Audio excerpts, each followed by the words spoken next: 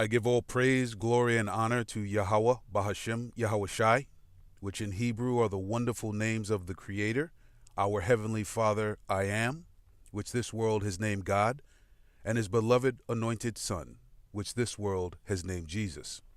I give honor, respect, and thanks to all the true, faithful, and sincere apostles, elders, prophets, and torchbearers of the nation of Israel, who have willingly endured and risked much to bring forth the truth. Thank you, brothers. So, who are we as Israel? Who are we? Israel is a holy, peculiar, and chosen nation of people, first and foremost. We as the people are Israel. So that's first and foremost. Now, let's see what holy means.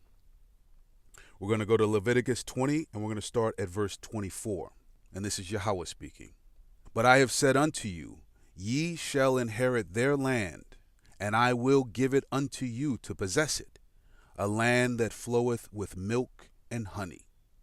I am Yahweh, your power, which have separated you from other people. So holy means separate, put apart, reserved. Let's go down to 26. And ye, that is Israel, the nation of Israel, his chosen people, and ye shall be holy unto me, for I, Yahweh, am holy, and have severed you from other people, that ye should be mine. So what does he mean when he says, I am holy?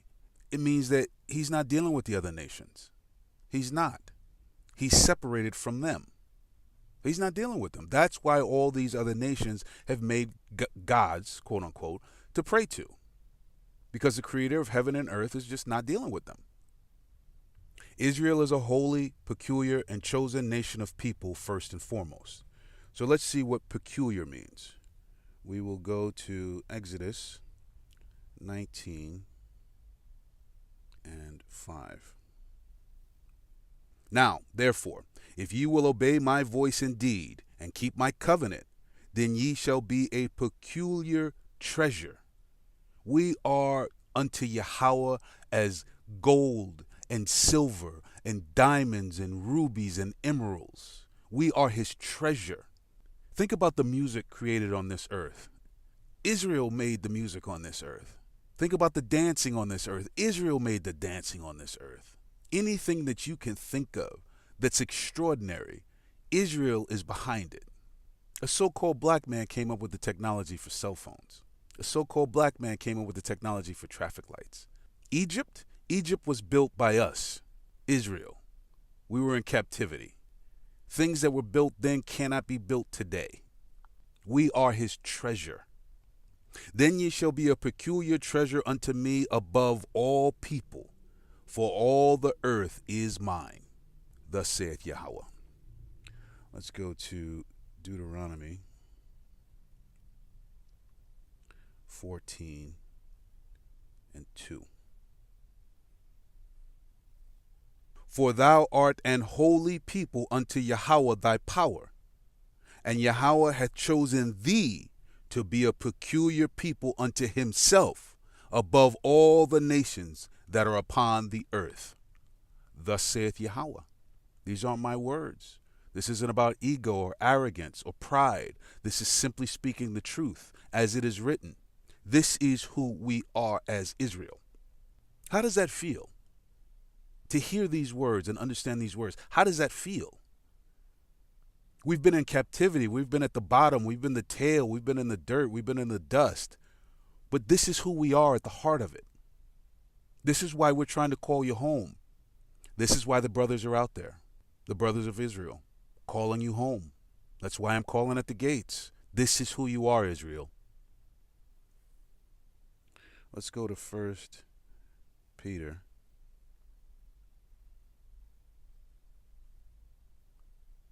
2 and 9. But ye, this again is Israel, because Yahweh is only dealing with Israel.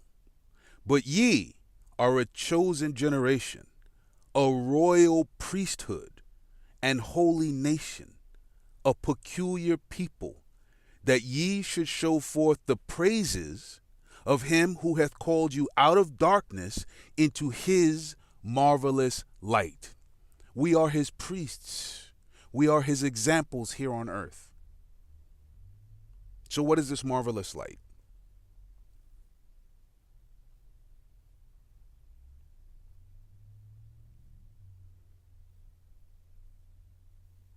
We're going to Isaiah 8 and 20.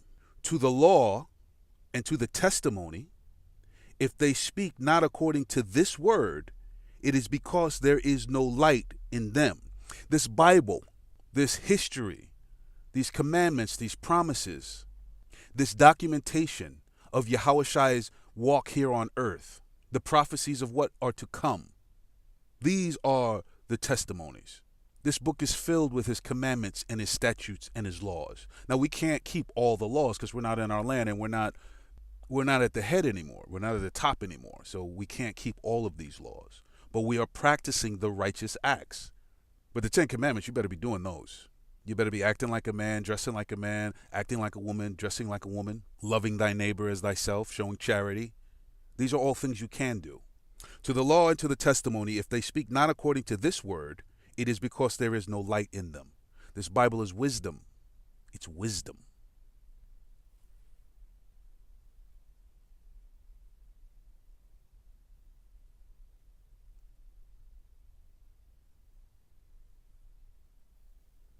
We're going to Psalms 119 and we'll start at 130 actually. The entrance of thy words giveth light. So reading this word, getting an understanding of this word, keeping this word in your heart, respecting this word, fearing the Most High, believing in Yahushai. The entrance of thy words giveth light. It giveth understanding unto the simple. I opened my mouth and panted, for I longed for thy commandments. These are our instructions. Look thou upon me and be merciful unto me. Look thou upon me and be merciful unto me, as thou used to do unto those that love thy name. Order my steps in thy word, in this book, and let not any iniquity have dominion over me. Again, like we talked about fasting. So we've got to fast to bring our flesh into subjection, and we have to fast from sinning to bring our souls into subjection so that these things don't have dominion, which means control and dominance over us. Deliver me from the oppression of man, so will I keep thy precepts. So these precepts are like the wisdom that you get in Proverbs and in Psalms and Ecclesiastes and Wisdom of Solomon and Ecclesiasticus. And, there's wisdom thrown throughout the entire book. Make thy face to shine upon thy servant and teach me thy statutes. Again, this is King David, the king of Israel, beloved of Israel, beloved of Yahweh, promised that his seed would sit upon that throne forever. And yet here he is, humbling himself down, saying, Father, show me the way. Order my steps in thy word, and let not any iniquity have dominion over me. Deliver me from the oppression of man, so will I keep thy precepts. Make thy face to shine upon thy servant, and teach me thy statutes. How should I be, Father? How should I be, Father? Rivers of water run down mine eyes, because they keep not the law. He knows the dangers and the judgments and the repercussions of the people of his nation not keeping the law, not keeping the commandments, not keeping the statutes, that they shall be punished. Now, what does that look like? In real time, what does that look like? Let's go to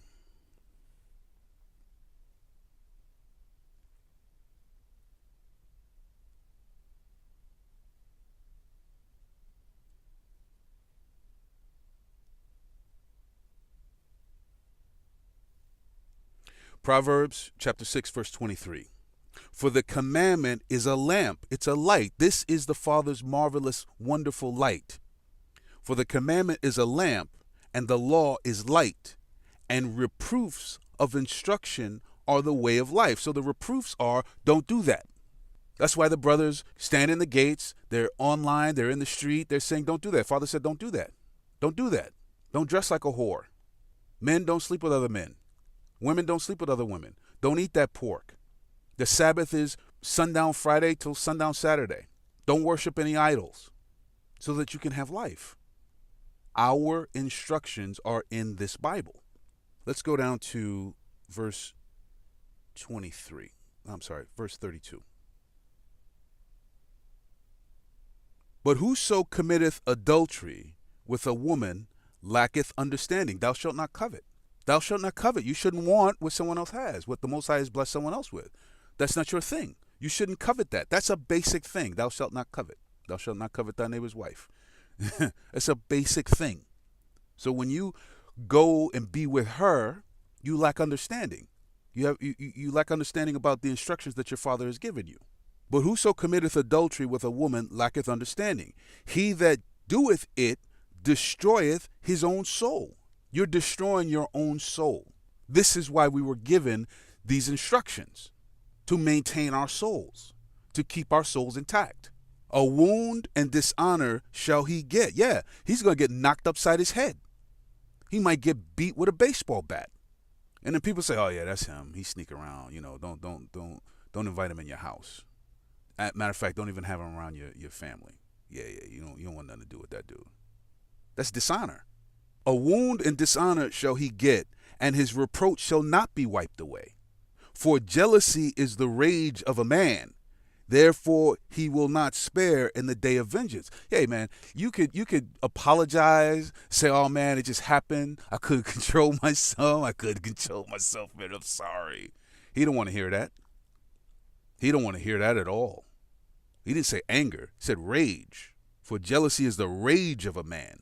35. He will not regard any ransom. He won't take any money from you. Neither will he rest content, though thou givest many gifts. You can say, I'm sorry. You can give him gifts. Take him to a basketball game, football. He don't care. He don't care. And he will not be content until some wickedness befalls you. Maybe even your own death and murder. Do you see how simple these things are? Thou shalt not covet. When you covet, you sin. And when you sin, there will be a consequence and a judgment. Let's now go to Matthew 18 and 3. And said, this is Yahushua speaking, verily I say unto you, except ye be converted and become as little children, ye shall not enter into the kingdom of heaven. So what does that mean? We have to become little children. So who do little children count on? Matter of fact, who do little children depend upon? They depend upon their parents because their parents will sustain them. Their parents will make sure they don't get hurt. Their parents will do their best to make sure death does not come to them. Their parents will make sure that they are nourished. And you must do what your parents tell you to do. They do these things for your good. Don't touch that fire. Don't run with a knife. Don't play with a knife. Don't talk to strangers. These are things for your benefit, to keep you alive, to keep you healthy. Eat those vegetables. We must listen to our parents. Well, when our Father gives us a book of instructions, and they're not grievous, Thou shalt not covet. Don't touch someone else's. If you're a man, don't touch someone else's woman. And if you're a woman, don't touch someone else's man. Let's go to Proverbs 29 and 6. Proverbs 29 verse 6. In the transgression of an evil man, there is a snare. There's a trap. When you do evil and you do wickedness, you set up the trap because you're walking out of the way that your Father has set for you. I mean, imagine a road and it's well lit, but off to the right side, there's snakes and there's tigers and there's bears. And off to the left side, there's like alligators and hyenas and all sorts of things that want to rip you apart. Literally rip you apart. So your Father says, stay on the road. Well, you say, I want to kind of go over here into the dark and see what's going on over here. Well, when you get ripped apart, that's your fault because you chose not to stay on the well-lit path that was given to you. Let's go to Ecclesiastes 7 and 26. Now, you want to go out there, you want to go off to the side of the road into the darkness, think nobody's going to see you, think you're not going to be found out. Ecclesiastes 7 and 26. And I find more bitter than death the woman whose heart is snares, traps, and nets, traps, and her hands is bands, traps. Whoso pleaseth Yahweh by keeping his commandments and staying on that well-lit path, that way that he set forth for us, shall escape from her. But the sinner shall be taken by her. Thou shalt not covet. You want to covet? Great. Great. Guess what? There's a woman out there waiting for you to bring you down and destroy you. This is serious business. Serious, serious business. We're going to go now into the Apocrypha, the middle book of the Bible. We're going to go to 2nd Esdras, chapter 7, and we're going to start at verse 6. There is another thing. A city is builded and set upon a broad field, and is full of all good things. That's the kingdom to come, that you have to prove that you are sincere and worthy to get into. That's the kingdom to come, and it's only for Israel. The entrance thereof is narrow, and is set in a dangerous place to fall, which is this world that we're in right now. This world is a dangerous place to fall. Everything is acceptable here. You can do whatever your heart desires here. You will be judged for it. If you transgress against Yahweh, you will be judged for it. The entrance thereof is narrow, and is set in a dangerous place to fall, which is this world, as if there were a fire on the right hand. That's nuclear destruction. That's the second death. That's coming. And on the left, a deep water. That was the first death. That was the flood that took out everything on this earth except for Noah and his family and the animals in the ark that Yahweh chose to save. Other than that, everything that breathed was killed on this earth by that flood. And one only path between them both. Well, the fathers laid out the path in this book. And one only path between them both, even between the fire, which is the second death, and the water, which is the first death, so small that there could but one man go there at once. You are responsible for your own soul salvation. On Judgment Day, Yahweh Shai don't want to hear, well, my mama told me, and my daddy said this, and auntie said that. His sheep hear his voice, and they follow him. They follow him. If this city now were given unto a man for an inheritance, if he never shall pass the danger set before it, how shall he receive this inheritance? We've got to go through this world, the trials and tribulations of this world. Like I said in an earlier chapter, you will be tempted, you will be persecuted. But the inheritance and the kingdom to come for Israel is literally unspeakable. It's so amazing. 10. And I said, it is so, Lord. Then said he unto me, even so also is Israel's portion. Meaning, yeah, this is Israel's thing to do. This is what Israel must do. We must walk through this dangerous place to fall, because you can fall here real easy in this world. Real easy. 11. Because for their sakes I made the world. For Israel's sake was the world made. That's who Israel is. Because for their sakes I made the world. And when Adam transgressed my statutes, then was decreed that now is done. So, not even Adam, created by the hand of Yahweh, was above judgment. He broke a commandment. This is serious business. The creator of heaven and earth has chosen a people that he deals with exclusively. A nation of people he loves and fights for above all people of the earth. A people he disciplines and punishes like a loving father. The Israelites are these people. Let's go to Deuteronomy 7, and we'll start at 6. For thou art an holy people unto Yahweh thy power. Yahweh thy power hath chosen thee to be a special people unto himself, above all people that are upon the face of the earth. as it is written, thus saith Yahweh. But only 1/3 of Israel is going to believe that. The 144,000 elect, and 1/3 of Israel are going to believe that. Those are the only ones who are going to get on that well-lit road and stay in the way and come out of the darkness to the right and to the left. I mean, how much does our Father love us? So he just said this, for thou art an holy people unto Yahweh thy power.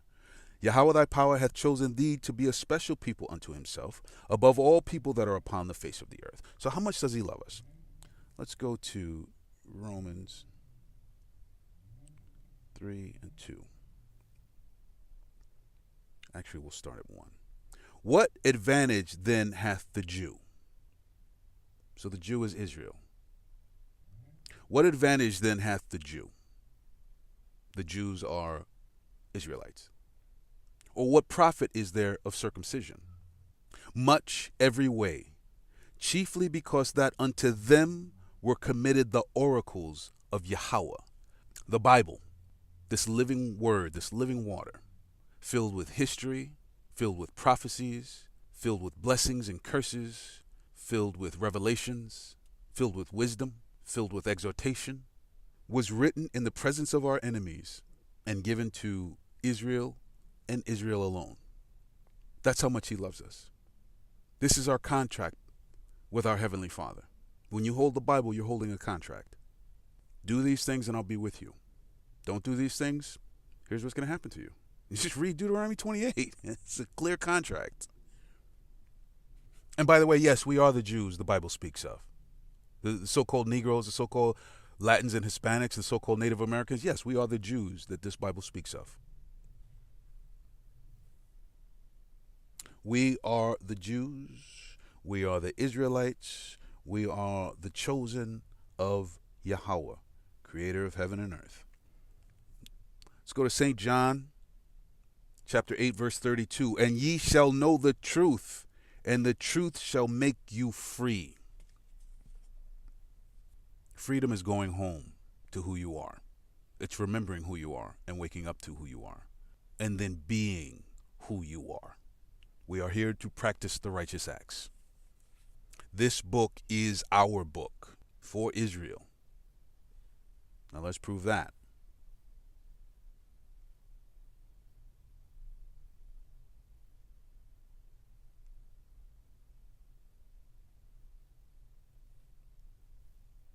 Psalms chapter 147, verse 19. He, that's Yahweh, showeth his word unto Jacob, his statutes and his judgments unto Israel. He hath not dealt so with any nation. And as for his judgments, they have not known them. Praise ye Yahweh. So, unto Jacob, and Jacob became Israel. We're going to go into that in a minute. He showeth his word unto Jacob, his statutes and his judgments unto Israel. He hath not dealt so with any nation. This Bible is an Israelite Bible. It's a Bible for the Jews. It's not for anybody else.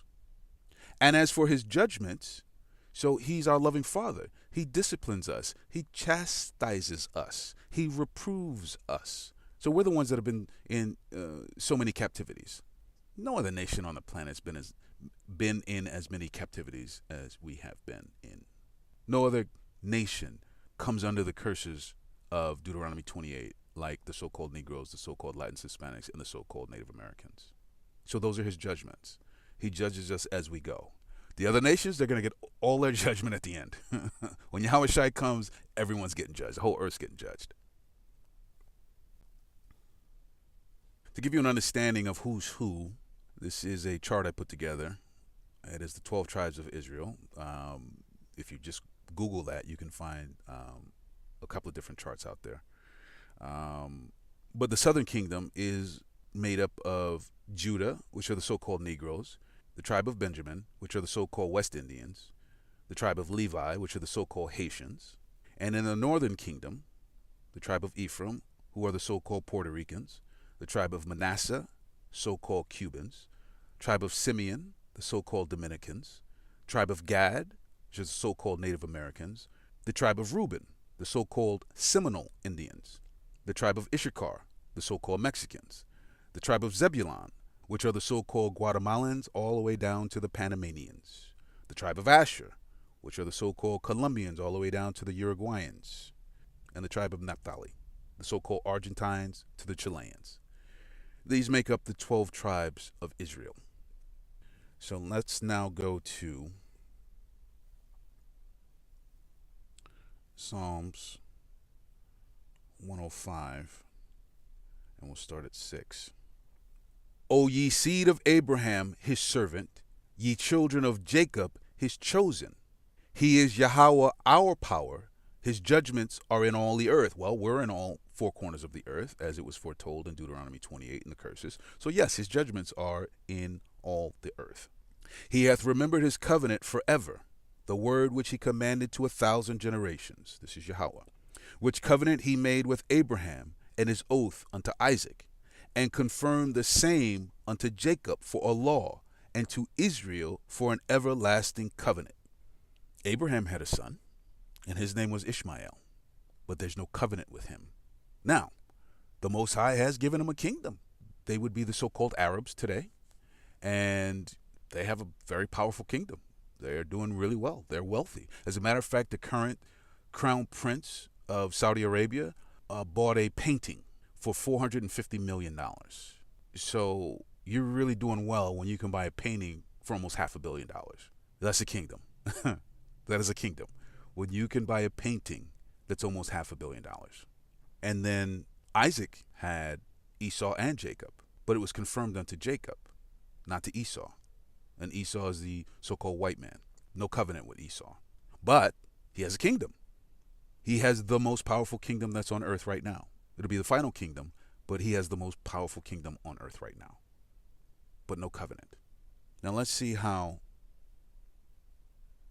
Yahweh felt about these men. Abraham, Isaac, and Jacob. Let's see how he felt.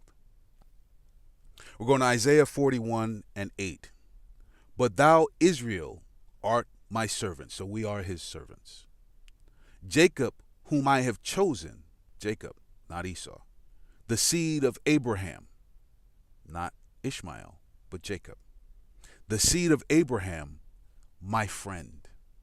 Yahweh, the creator of heaven and earth, everything above, everything below, called Abraham his friend. That's who we are, Israel. That's who we are, Israel.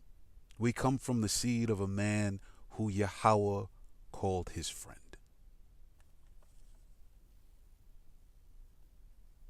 Make no mistake about it, World War III and the nuclear destruction of America are coming.